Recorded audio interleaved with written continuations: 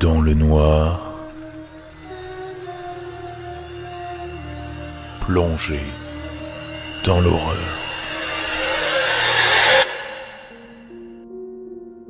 Chose promise, chose due, comme je vous l'ai annoncé sur Instagram, petit épisode rapide et improvisé. Je vous souhaite une bonne écoute. Ma mère était tout pour moi durant mon enfance. Quand j'avais 7 ans, mon père nous a quittés, ma mère et moi, après qu'elle ait découvert qu'il avait une liaison avec une collègue. Après ça, il l'a battu pour avoir eu le courage de le quitter. Mais elle a récupéré la maison et elle l'a rayé de nos vies. Elle a décidé de se concentrer sur elle-même et de s'occuper d'autres femmes. Alors elle a travaillé pour de nombreux refuges pour femmes battues. Elle a fini par devenir conseillère judiciaire et assistante sociale pour les femmes et les enfants maltraités. Elle a vraiment aidé les gens à sortir de situations de violence. Elle comprenait que le monde n'était pas toujours tendre avec les femmes. En tant que femme extraordinaire, elle savait que grandir en tant que fille, c'était déjà difficile. Alors nous avions des codes et des phrases de sécurité pour me protéger. Elle avait aussi une règle spéciale selon laquelle si j'avais des problèmes, je pouvais l'appeler ou lui envoyer un message de notre manière spéciale. Et elle venait me chercher, sans poser de questions et sans conséquences. Ainsi, si j'avais des problèmes, je pouvais l'appeler sans craindre sa réaction ou sa punition. Elle m'a dit qu'elle comprenait qu'être une adolescente signifiait de faire ses propres choix et que, parfois, ces choix sont vraiment stupides et qu'ils ne devaient pas me coûter mon innocence. Elle se souciait d'abord et avant tout de ma sécurité. Quand j'avais 11 ans, je suis allé à ma première soirée pyjama et je n'étais pas très à l'aise. Je voulais rentrer chez moi, mais je ne voulais pas que mes amis soient tristes. Notre code était simple. À chaque fin de message, si on avait un problème, on devait mettre 2 points de ponctuation. Si je mettais ces 2 points d'interrogation, de suspension ou d'exclamation, cela signifiait que j'avais besoin d'aide, ou que je voulais partir, mais que je ne voulais pas qu'une personne près de moi le sache. Alors je lui ai envoyé « Hey maman !» avec 2 points d'exclamation. Elle m'a répondu « Ton oncle vient d'appeler et je vais devoir venir te chercher. Peux-tu dire à ton ami que tu dois partir ?»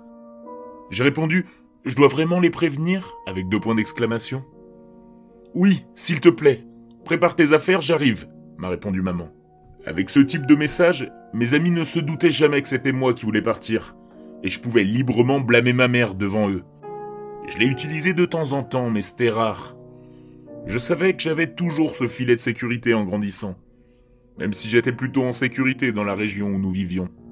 C'était une petite ville à la périphérie d'une ville universitaire, et j'étais en avance sur mon âge, et la plupart de mes amis étaient les enfants dont ma mère s'occupait dans les refuges.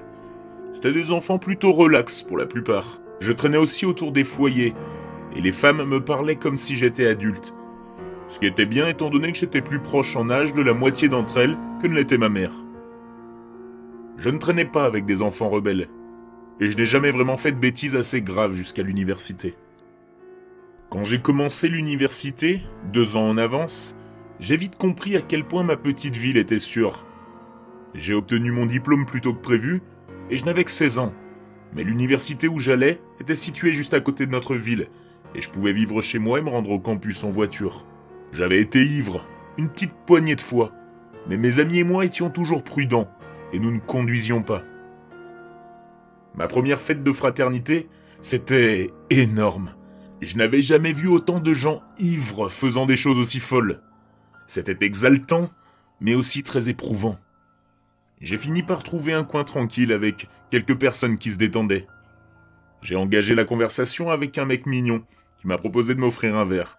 Je sais, je suis une fille naïve et stupide, mais je n'ai pas réfléchi et j'ai bu le verre. Environ 10 minutes plus tard, j'ai commencé à me sentir vraiment bizarre, et je suis allé aux toilettes. J'avais mon téléphone à la main alors que j'entendais le garçon frapper à la porte. Mais je pouvais à peine voir mon écran alors que j'envoyais un SMS à ma mère. Je lui écrivais « Je suis à la soirée. Je peux rester un peu plus longtemps ?» avec 2 points d'interrogation. Maman m'a répondu « Absolument pas. Je viens te chercher tout de suite, jeune fille. » C'est tout ce que j'ai pu voir avant que le gars ne réussisse à ouvrir la porte et m'aider à sortir de la salle de bain. Il a vérifié mon téléphone, a vu les messages, adressés à ma mère, et d'un ton narquois m'a traité de bébé tout en me donnant un coup de pied dans la cuisse. Et il m'a laissé seul dans le couloir. Je sais avec certitude que ma mère m'a sorti d'une situation horrible cette nuit-là. Une partie de notre code était que si nous incluions une adresse, c'était une urgence. Une adresse signifiait danger. Elle avait gravé cela dans ma mémoire. Connaître l'adresse, l'écrire, la copier comme mémo sur votre téléphone. Donc je mémorisais les adresses avant d'aller aux fêtes. Et elle m'a sauvé cette nuit-là. Elle n'était pas furieuse que je boive ou que j'aille dans cette fête où elle m'avait déconseillé d'aller. Elle était juste très inquiète pour moi. Et elle voulait que j'aille bien. Cette nuit-là, elle m'a emmené à l'hôpital. Et ils m'ont mis sous sérum physiologique et d'autres remèdes pour aider à évacuer la drogue de mon système. Je me souviens de maman, assise, près de mon lit, soulagée mais toujours inquiète. Je n'avais pas réalisé à quel point la situation aurait pu devenir dangereuse. Après cela, je ne me souviens pas avoir eu besoin du code. On a eu une longue discussion, et maman m'a sermonné des dures vérités d'être une jeune femme dans le monde d'aujourd'hui. Depuis, j'ai été très prudente. Le mois dernier, ma mère est décédée d'une crise cardiaque fatale. Elle avait toujours eu un cœur fragile, et elle économisait de l'argent pour se faire poser un pacemaker. Mais elle n'a pas eu l'argent assez vite. J'étais complètement dévasté. Je voyais ma mère comme un élément permanent de ma vie, le rocher qui me gardait toujours sur terre et en sécurité. Elle était immortelle à mes yeux. Et je ne savais pas ce que j'allais faire. Comment j'allais avancer dans ma vie sans ma confidente, ma protectrice. Je ne savais tout simplement pas quoi faire. Quand j'ai ouvert la porte de ma maison et qu'elle n'était pas là, j'ai juste pleuré. Savoir qu'elle ne serait plus jamais là, c'était tellement horrible. J'ai envoyé un SMS à son téléphone et il a sonné sur la table. Je l'ai regardé et j'ai voulu le jeter à travers la pièce. Mais je n'aurais jamais fait ça. Je ne pourrais jamais faire ça. Elle aimait ce satané téléphone.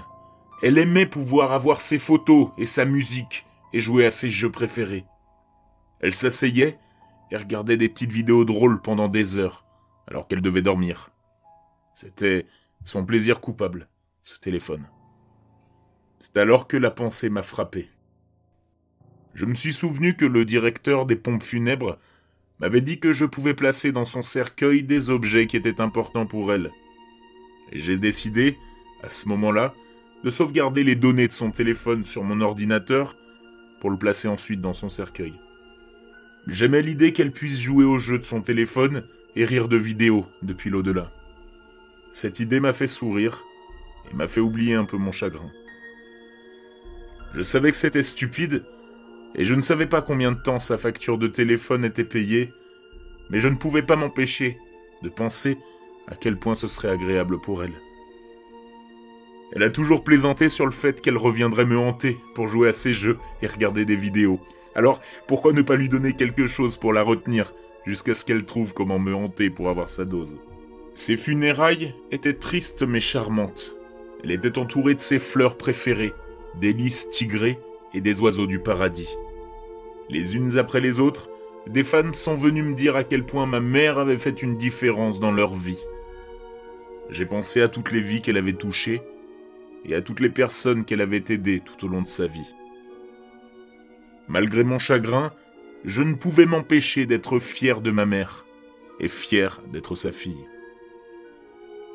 En rentrant à la maison après la veillée et d'autres condoléances, je me suis assise sur le canapé de maman. J'ai allumé ma sonnerie pour la première fois depuis mon départ pour les funérailles.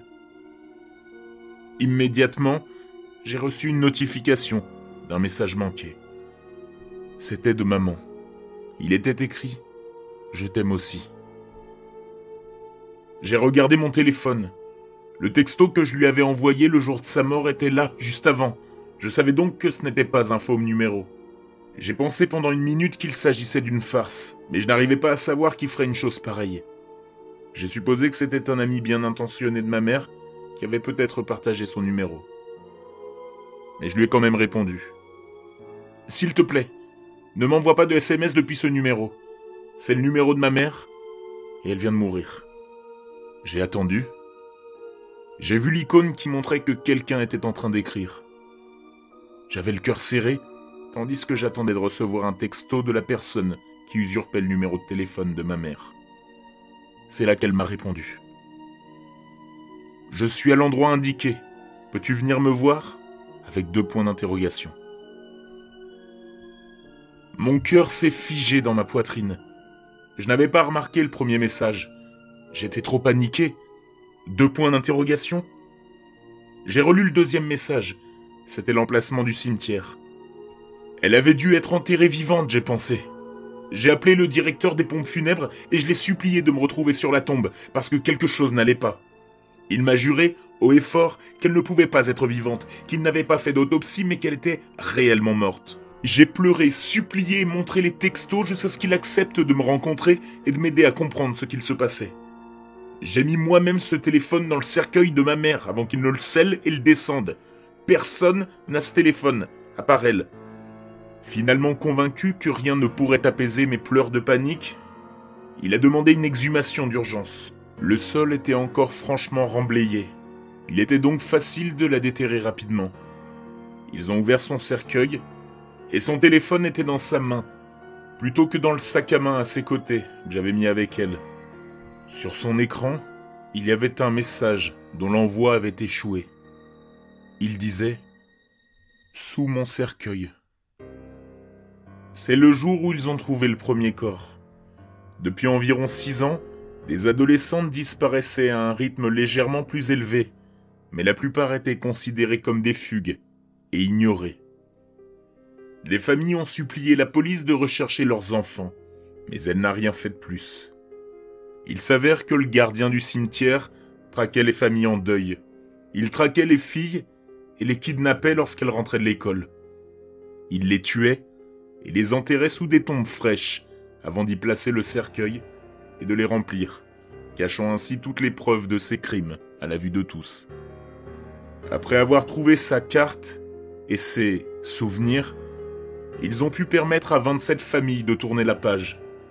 Pour moi, la preuve la plus effrayante qu'ils ont trouvée est celle qu'un détective m'a montrée, à contre-cœur, sur mon insistance. Il s'agissait d'une collection de photos de l'enterrement de ma mère, où la photo de ma nièce de 13 ans était entourée. Je sais que vous allez me demander, alors je vais vous dire que j'ai reçu un dernier SMS de ma mère. C'était une semaine, après que tous les médias se soient calmés et que j'ai pu retourner à mon deuil. C'est difficile de faire son deuil quand les gens vous interrogent sur tout et vous traitent de héros. Je savais que je ne l'étais pas, mais ils ne voulaient pas écouter mon histoire. Ils supposaient simplement que j'avais vu quelque chose avant qu'ils ne descendent le cercueil de maman. Après avoir eu la chance de m'asseoir et d'être seul, j'ai mis un des films d'horreur préférés de ma mère. Et je lui ai envoyé un dernier message. Je ne m'attendais pas à quelque chose de surnaturel. J'ai juste pensé que ça me permettrait de tourner la page. Je t'aime, maman. Tu me manques tellement. J'espère que tu es heureuse, où que tu sois maintenant. J'ai posé mon téléphone et j'ai essuyé les larmes qui coulaient le long de mes joues. Ce film, il était toujours aussi bon que la première fois qu'elle me l'a montré. Et c'est cathartique que de ressentir ces émotions. J'ai véritablement sursauté lorsque la sonnerie du texto de ma mère a retenti. Il disait « Je t'aime aussi, chérie, et je suis heureuse là-haut. »